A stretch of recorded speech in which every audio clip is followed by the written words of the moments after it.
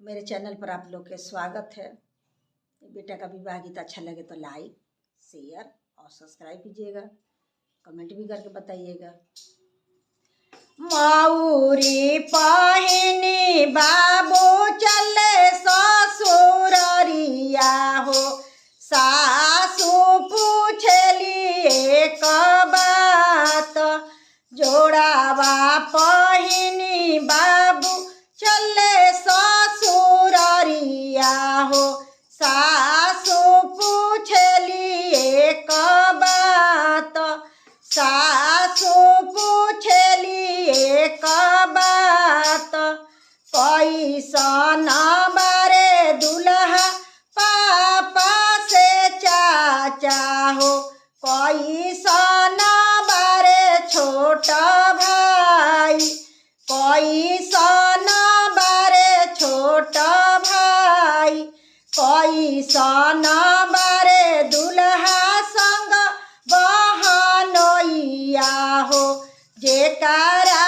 से शोभे बरियात, जेकारा से शोभे बरियात। पीली पगड़िया पहनले पापा से चाचा हो, छाएला बरन छोटा भाई, छाएला बरन छोटा भाई, घोड़ावा चढ़ल अइले संग बहनोइया हो, जेकारा से शोभे बरियात, जेकारा से शोभे बरियात।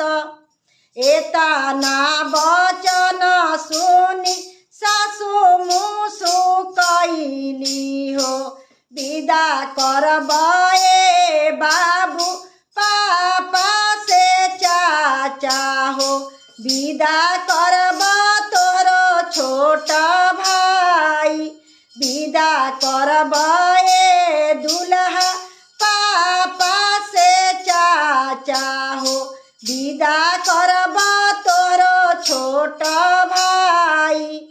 एक नाही विदा करब संग बहनोइया हो, जेकारा से शोभे बरियात, जेकारा से शोभे बरियात।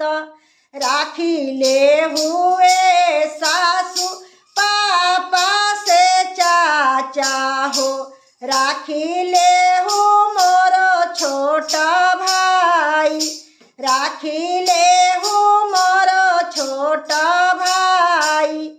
एक नाही विदा करुए सासू संग बहनोइया हो, जेकारा से शोभे बरियात, जाए दे हुए सासू संग बहनोइया हो, बहिनी जो हाथ होई है बाट, बहिनी जो हाथ होई है बाट, बटिया जो हाथ होई है रहिया देखत होई है, नाए ना ढरत होई है लोर, बटिया देखत होई है रहिया जो हाथ होई है, नाए ना ढरत होई है लोर,